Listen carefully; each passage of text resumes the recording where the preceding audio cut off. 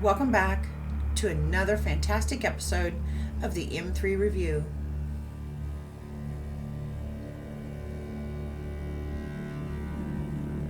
Today is all about the 2027 SNF VBP. And before we jump into the details, I want to set the stage for what this program is really about. The SNF value-based purchasing isn't just another CMS quality program. It directly affects your Medicare revenue. You can't outcode this.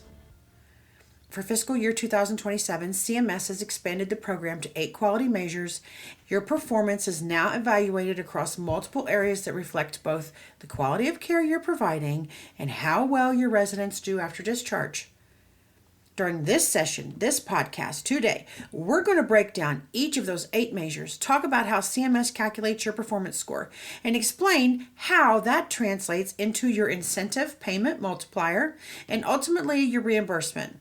We're going to spend some time on section GG because it's so important. Your functional documentation, your discharge outcomes, and your ability to safely transition residents back to the community all play a major role in this program.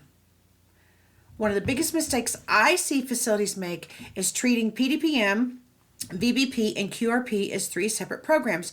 They actually are not, but yet again they are. They all rely on the same documentation and assessment process, and success in one often supports success in the others. By the end of this podcast, my goal is for you to understand how they all work together, understand all the measures, and what your IDT can do every day to improve the quality outcomes while protecting your Medicare revenue. CMS has released the June 2026 quarterly confidential feedback reports in iKeys. If you haven't looked at yours yet, you should do that. These results give you an opportunity to see where your facility stands before the payment year begins. Starting in fiscal year 2027, which is October, your value-based purchasing score is no longer based on a single measure. CMS is evaluating facilities across 8 quality measures, and every one of them contributes to your overall performance. Those measures include readmissions, healthcare-associated infections requiring hospitalization, discharge to community, often overlooked, long-stay hospitalizations, nursing staff turnover, total nurse staffing hours per resident day, the SNF discharge function score, and long-stay falls with major injury. The important thing to remember here is you don't have to be perfect in every category, but you need to know where your facility is strong and where you're vulnerable and where you stand. That's exactly what these confidential feedback reports are designed to show you. And remember that the June report isn't the final word. CMS will issue another performance report in August, and the August report is what will be used to calculate your fiscal year 2027 performance score and your incentive payment multiplier, which goes into effect October 1st, 2026. So don't wait until October to find out how your facility did. Review your data, share it with your team, and then use your next few months to improve, see what you can do about it, set plans into motion to make a difference. You know, when CMS first announced this expansion, I think a lot of communities assumed there were simply more measures to keep track of. And there is, but that's not really the biggest change. The biggest change is that your payment is no longer being influenced by one area of performance. It's being influenced by how consistently your organization performs across multiple aspects of resident care. And here's what that means in the real world. You can have an outstanding MDS department, but if your therapy team isn't maximizing functional outcomes, or you're struggling with staff turnover and that's causing bounce back and hospitalizations, your reimbursement can still be affected. This is why I keep saying that reimbursement is not just MDS coordinator or the business office. It is an interdisciplinary effort. Every admission, care plan, discharge plan, therapy session, infection prevention strategy, staffing decision, all those contribute to these quality measures that CMS is evaluating. If your leadership team is only looking at the reimbursement after the claim is billed, then they're behind the 8 ball. They're too late. The opportunity to protect revenue happened weeks or even months ago, before that claim ever left the building, And that's what we have to try to fix before it gets to that point. Your QM score is not your payment score. That is a huge misconception. It's not how the program works. Your quality measures are simply the starting point. CMS calculates your results for an individual measure. Then, for most of them, they calculate two different scores: an achievement score, which compares you to other facilities, and an improvement score, which compares you to your own historical performance. CMS gives you whichever score is higher. Isn't that nice? I actually think that's one of the fairest parts of this program, because it rewards facilities that are making improvements, even if they're not at the top of the board yet. These scores are then combined into an overall performance score, and that's your facility's report card. Once every facility has a performance score, CMS ranks them nationally. Your ranking determines your incentive payment multiplier, and that affects your Medicaid reimbursement. So there's an important distinction here. You aren't paid based on your QMs. You're paid based on your performance compared with everyone else. And as an MDS nurse, this is why it matters. Instead of focusing on individual measures, falls and readmissions and GG coding, CMS doesn't do that. Our section GG coding is looked at in the whole picture realm. A weakness in one area may offset by strengths in another. And if you ignore several areas, then your overall performance score suffers. I can't stress this enough. You have to be looking at the resident in the correct 3-day assessment period. That's why assessment timing is every bit as important as assessment accuracy.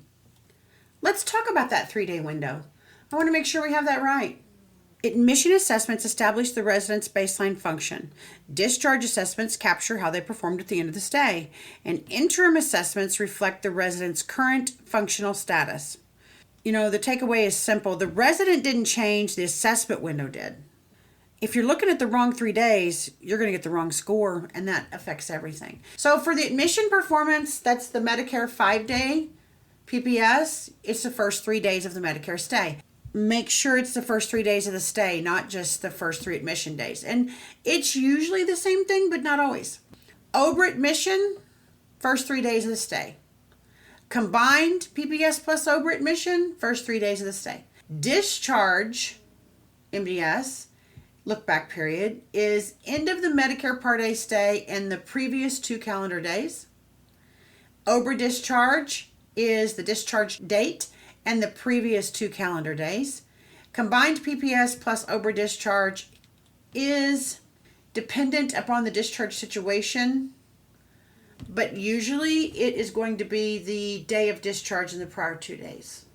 Your IPA and OBRA interim assessments is the ARD plus 2 previous calendar days, and your quarterly, annual, significant change, those are going to be your ARD plus your previous 2 calendar days. Make sure, once again, you're coding the correct 3-day look back. Let's talk about the incentive payment multiplier. I had been an MDS coordinator for a while before I even knew about this term. The incentive payment multiplier is simply the number CMS applies to every Medicare Part A payment your facility receives. Think of your 1.0 as the break-even point. If your multiplier is below 1.0, your Medicare payments are being reduced.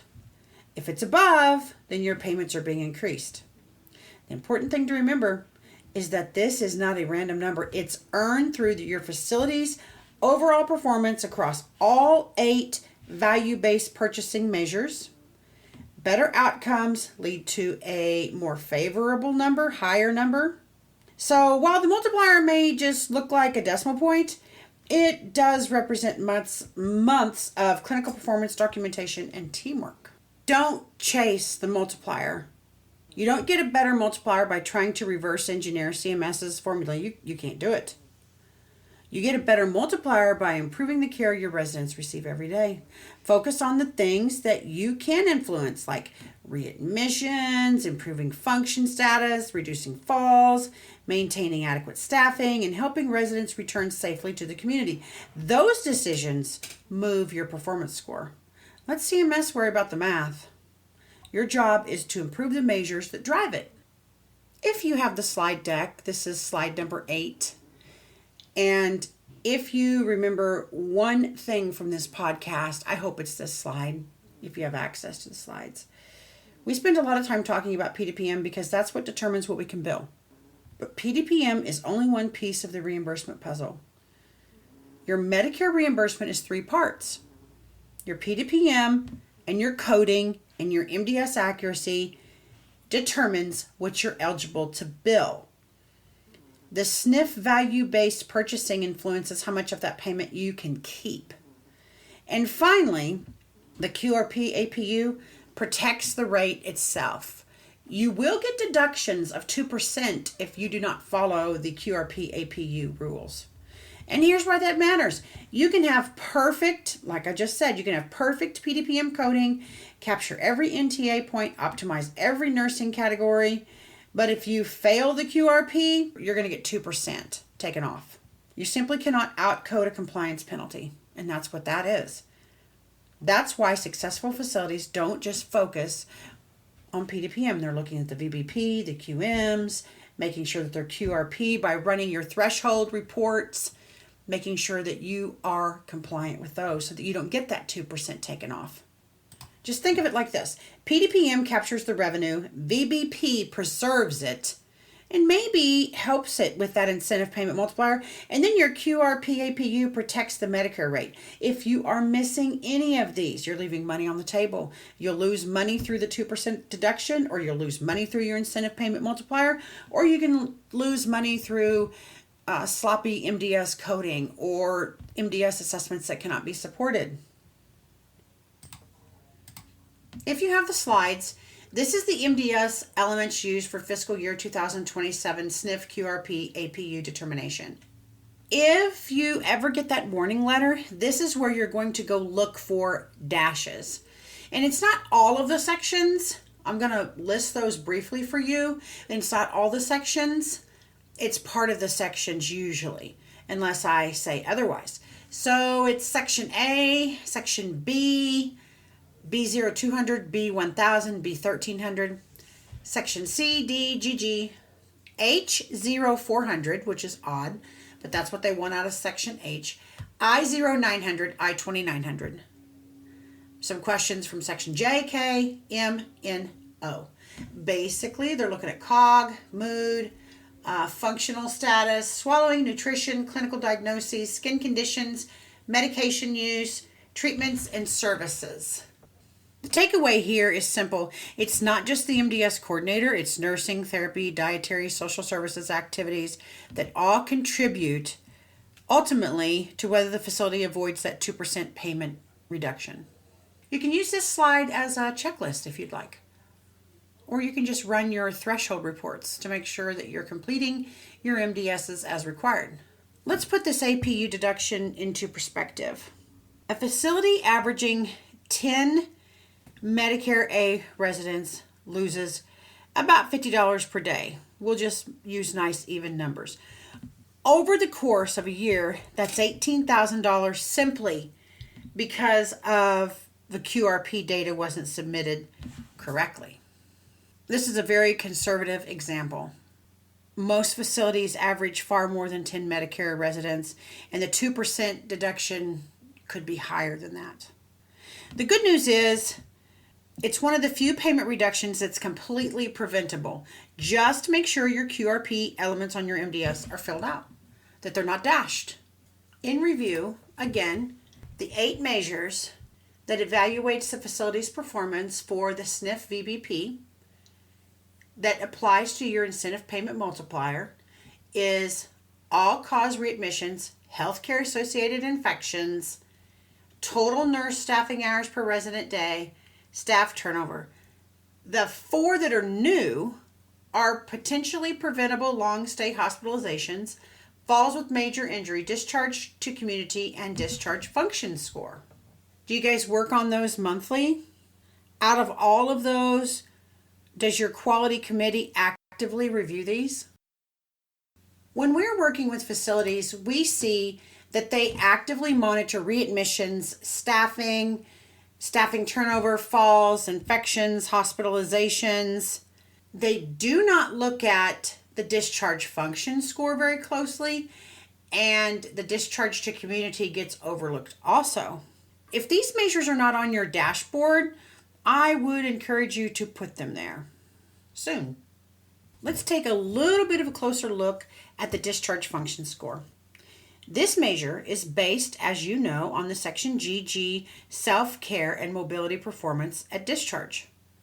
The better the resident's functional improvement, the higher the score. Remember when you're coding admissions and you're doing diagnoses for the resident, make sure that you include every diagnosis that you can support and validate, because some of them are covariates for the discharge function score and nothing to do with Pdpm, but they will go into your algorithm and they will matter in the end. What I really want everyone to remember is that this is not a therapy score. The GG is not a therapy score. Therapy does contribute, but nursing documentation and coding and all your IDT processes work towards this. The biggest problems are coding GG responses inaccurately and not completing the discharge assessment when you're supposed to. The timing. The discharge function score is in your control, meaning that you are to accurately record the outcomes. When the documentation reflects the care that was provided, then your quality scores, your public reporting, and your reimbursement all benefit. Your outcome on an individual resident will vary, but the documentation and accurately capturing it is your responsibility. I just want to give you a reminder that facilities get into trouble when they're using codes like not attempted due to medical condition or leaving an item blank, because CMS does not ignore that. They use what's called statistical imputations. In other words, they estimate the value for what's missing, they calculate it on their own, and they put it in. So using 88 or leaving the GG items incomplete doesn't remove them from the equation. It simply gives CMS the opportunity to make part of the calculation for you. And that's something we want to avoid. A deeper look at the discharge to community deserves more attention. CMS isn't just asking whether or not you discharged the resident. They know you did. They're asking whether the discharge was successful. The resident has to be discharged to the community and remain there at least 31 days. That means no hospital visits, no death, like we can control that, no return to another institutional setting during that time. You know, this one's not fair because you can't control if your diabetics go home and eat like crazy and get sick, and your lung people go home and they start smoking again and they get sick. The community doesn't just mean going home. It means any places like assisted living, independent living, but transfers to another SNF, a hospital, or an inpatient rehab facility don't count. I want to make sure I'm clear for residents that go back to the hospital, but for this particular discharge to community QM, what counts as going to the community is home, assisted living, independent living, non-institutional settings. If they go back to the hospital, that's a different issue. Most facilities know their readmission rate, but if I say what percentage of your Medicare residents are discharged to the community and successfully remain there for 31 days, a lot of facilities, communities do not know the answer to that, but CMS does. As I wrap this up, I want to leave you with one final thought. For years, we've spent a tremendous amount of time focusing on Pdpm, getting really good at it, and we should. Accurate coding and documentation, capturing all the things, this is essential. But Pdpm is only one piece of protecting your Medicare revenue. You know you can have excellent Pdpm and lose money on the APU QRP just from having blanks or dashes. Also, it's these quality measures for the VBP. They're all connected. They all determine how much you are paid and how much of those payments that you bill you get to keep.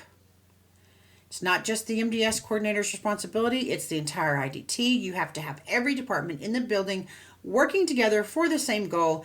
That's quite a process. That's why you're a coordinator. It involves the ancillary people more and more. When everyone understands that these programs all work together with the different teams within the facility, you protect the revenue. You improve the quality outcomes. And you can see things come together if you monitor it. Thank you so much for spending this time with me today. I hope this gave you a practical understanding of how PDPM, QRP, and VBP all fit together. And more importantly, some ideas you can take back to your facility and start using right away. Thanks for listening, and I'll see you on the next M3 Review podcast.